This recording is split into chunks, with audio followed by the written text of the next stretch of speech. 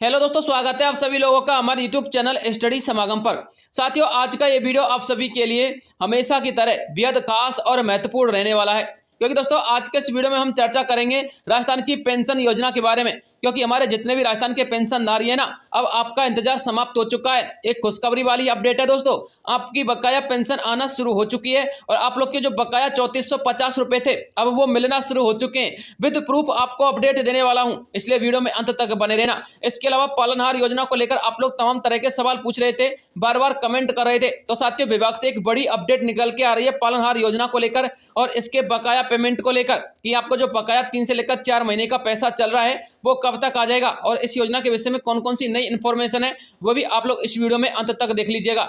इसके अलावा राजस्थान में खाद्य सुरक्षा योजना यानी कि राशन कार्ड को लेकर हमारे खाद्य मंत्री सुमित गोदारा जी का एक जवाब निकल के सामने आया है, जिसमें साथियों उन्होंने वंचितों के लिए और हमारे जो नए राशन कार्ड धारक हैं उनके लिए, इसके अलावा विकलांगों के लिए, एकल नारियों के लिए विभिन्न प्रकार की अपडेट दी है कि आप लोग नए राशन कार्ड कैसे बनवाओगे, विभाग उनको सुविधाएं कैसे देगा, विभाग ये पोर्टल कब से शुरू करने जा रहा है, संपूर्ण डिटेल आपको इस वीडियो में पता लग जाएगा। इसके अलावा राजस्थान के किसान भाइयों के लिए एक नई सूचना निकलकर सामने आ रही है। साथियों सूचना बेहद खास और महत्वपूर्ण है, इसलिए आप लोग इसको तो देख के ही जाइएगा। तो चलिए साथियों वीडियो को शुरू करते हैं और एक एक स्टेप को अच्छे प्रकार से समझ लेते हैं। साथियों सबसे पहले हम चर्चा करते हैं राजस्थान की खाद्य सुरक्षा योजना के विषय में।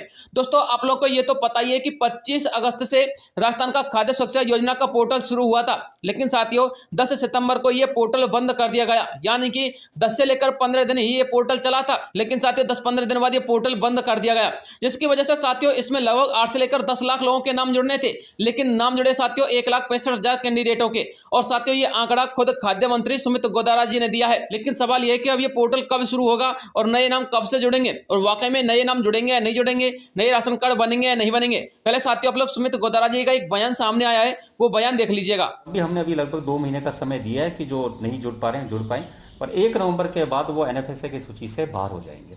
और हमारा ये प्रयास रहेगा और हमारा पूरा प्रयास रहेगा कि जो सूची में स्थान रिक्त होंगे उसमें जो वंचित लोग हैं, जो गरीब हैं, उनको जोड़ा जाए। साथ में हमने 9 लाख विवाहित महिलाएं, अवयस्क बच्चे जो जुड़े हुए थे, उनके बच्चों के नाम जोड़े गए हैं। तो आज की डेट में जब सरकार बनी तो इसमें 4 करोड़ 35 लाख के आसपास लाभार्थी थे। आज की संख्या में 4 करोड़ 44 लाख वो संख्या पहुंच चुकी है और 2 लाख हमने इसलिए छोड़े कि जो कोई विशेष योग्यजन है। तो साथियों आप लोगों ने वो बयान तो देख लिया होगा। अब मैं आपको एक न्यूज़पेपर की कटिंग पढ़वा देता हूं। साथियों ये कटिंग जो आप लोगों को पढ़वा रहा हूं ना, मैंने आपको कल के वीडियो में भी बताई थी।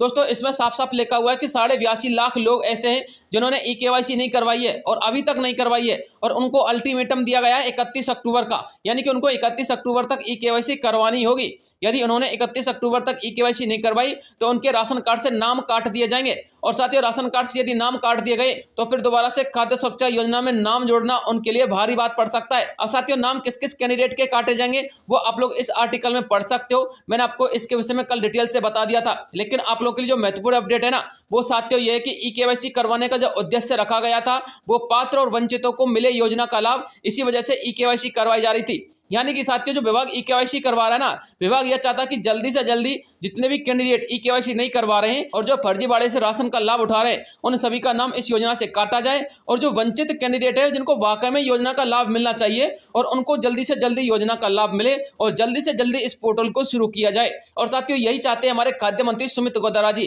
तो दोस्तों अपडेट ऐसी आ रही है कि 31 अक्टूबर के बाद 1 नवंबर में आपको पता चल जाएगा कि कितने लोगों के नाम राशन कार्ड से हटाए गए हैं। और साथियों 1 नवंबर से लेकर 15 नवंबर के मध्य आप लोगों के राशन कार्ड में नाम जोड़ने की प्रक्रिया फिर से शुरू हो सकती है, पोर्टल शुरू किया जा सकता है। तो ये बड़ी अपडेट निकल के सामने आ रही थी। चैनल को सब्सक्राइब कर लेना, जैसे ही अपडेट आएगा तो आपको तुरंत वीडियो प्रोवाइड करवा दूंगा।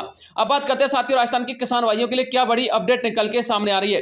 देखिए साथियों राजस्थान के जितने भी किसान थे उन सभी की भारी बरसात के कारण बहुत ज्यादा फसल खराब हो चुकी थी और साथियों उन्होंने क्लेम भी दर्ज किए थे। लेकिन साथियों समस्या क्या आ रही है कि क्लेम दर्ज करने के बाद भी किसानों को मुआवजा नहीं मिल रहा है, क्योंकि साथियों गिरदावरी ही नहीं हो रही। आप लोग पूरा डिटेल पढ़िएगा। आज का मैं आपको आर्टिकल दिखा देता हूं, एक न्यूज़पेपर की कटिंग है।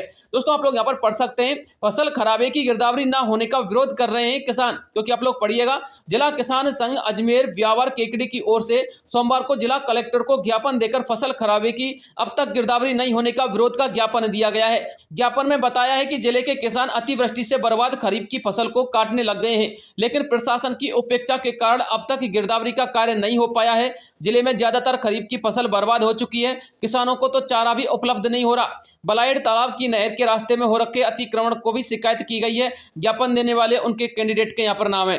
देखिए साथियों, जो ज्ञापन दिए जा रहे हैं ना, ये प्रत्येक जिले में दिए जा रहे हैं और साथियों ज्ञापन देना बिल्कुल जायज भी है। लेकिन मैं आपको बताना चाहूंगा, यदि आपके पास इस प्रकार की समस्या है, यानी कि आपके फसल की गिरदावरी नहीं हो रही है, तो दोस्तों आपको कुछ नहीं करना है। देखिए मैं आपको कुछ क्लेम दर्ज करने के टोल फ्री कॉन्टैक्ट नंबर बता रहा हूं, ठीक है ना। आपको क्या करना है, उन टोल फ्री कॉन्टैक्ट नंबर पर अपनी शिकायत दर्ज करवा देनी है। साथियों जब आप लोग की शिकायत दर्ज हो जाएगी ना, तो आपको क्या करना है, 10 से लेकर 15 मिनट का अपनी जो फसल खराब हुई थी उस खराब फसल का वीडियो बना लेना है। वीडियो बनाने के बाद 15 से लेकर 20 उसके फोटो खींच लेने हैं मोबाइल से। उसके बाद आप अपनी फसल को काट सकते हैं और उसका काम भी निपटा सकते हैं, ठीक है ना। लेकिन साथ ही आपको करना क्या है, देखिए बीमा कंपनी के टोल फ्री नंबर है। यदि आप लोगों ने प्रधानमंत्री फसल बीमा योजना के तहत बीमा करवा रखा है, तो आप इन टोल फ्री कॉन्टैक्ट नंबर पर संपर्क कर सकते हैं। 72 घंटे के भीतर आप लोग की कार्रवाई दर्ज कर ली जाएगी। इसके अलावा आप लोग इस कॉन्टैक्ट नंबर पर भी संपर्क कर सकते हैं और यदि आप लोग ईमेल आईडी पे संपर्क करना चाहते हैं तो यहाँ पर भी संपर्क कर सकते हैं।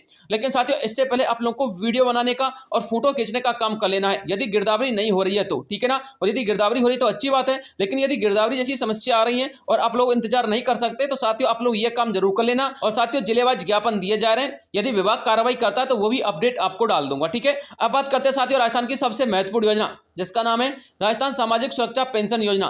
दोस्तों राजस्थान सामाजिक सुरक्षा पेंशन योजना की मैं आपको पल पल की अपडेट देता हूं, इसलिए चैनल को सब्सक्राइब कर लेना यदि आपको पर डे की अपडेट चाहिए तो। साथियों मैंने आपको पिछले कई वीडियो में बताया था कि जो हमारे वृद्धा कैंडिडेट हैं उनकी पेंशन आना अभी शुरू नहीं हुआ है। विधवा, दिव्यांग और जो हमारे कृषक कैंडिडेट थे उनकी पेंशन आना शुरू हो चुकी है और मैंने आपको पिछले कई वीडियो में प्रूफ भी दिखाए थे।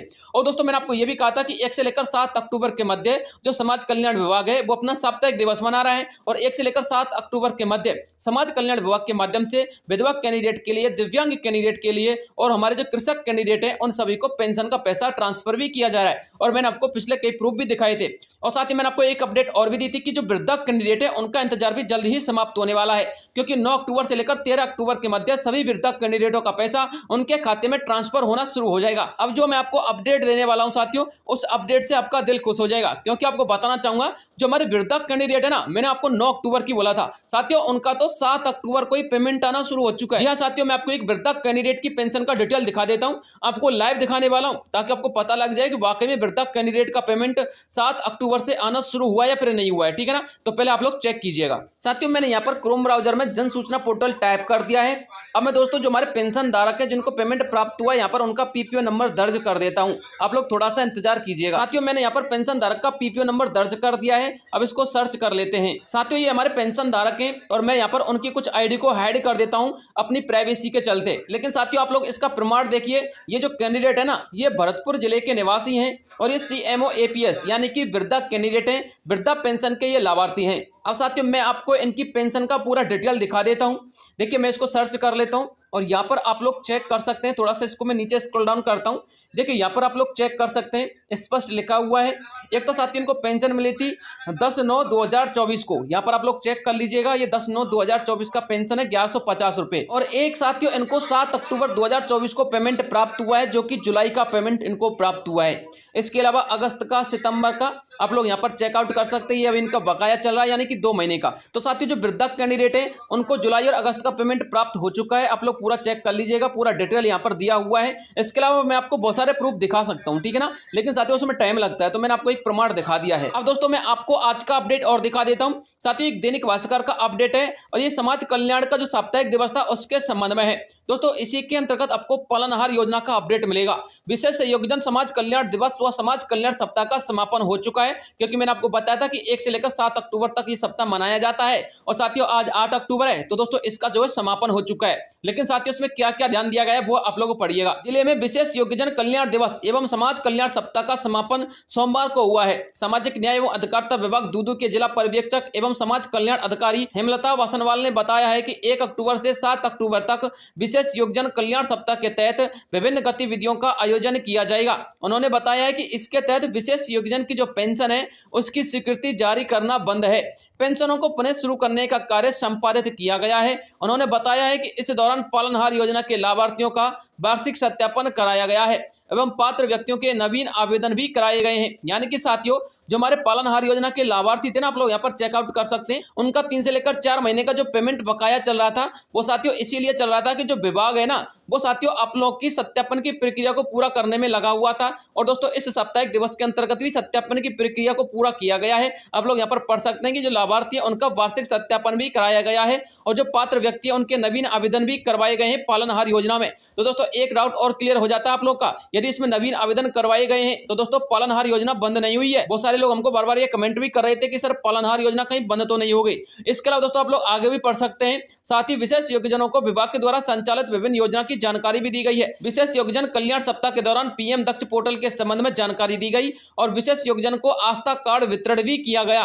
तो साथ ही अपडेट निकल के सामने आ रही थी जो मुझे आप लोगों तक पहुंचानी थी। इसके अलावा जो हमारे पालनहार योजना की कैंडिडेट है ना, तो दोस्तों आपको बताना चाहूंगा कि आपका जो बकाया पैसा वो जल्द ही ट्रांसफर होने वाला है। आप लोग थोड़ा सा और इंतजार कीजिएगा, ज्यादा समय नहीं लगेगा, क्योंकि साथियों विभाग की अब ये प्रक्रिया पूर्ण की जा रही है, सत्यापन की प्रक्रिया, और कुछ जो स्कूल के प्रमाण पत्र थे बच्चों के वो भी अपलोड करवाए जा रहे हैं। तो साथियों जब सारा कार्य हो जाएगा तो आपका पेमेंट आना शुरू हो जाएगा। इसके अलावा साथियों जैसे कोई अपडेट आएगी तो मैं आपको तुरंत सूचना प्रोवाइड करवा दूंगा। चैनल को सब्सक्राइब कर लेना। मिलता हूं नेक्स्ट वीडियो में, तब तक के लिए जय हिंद जय भारत।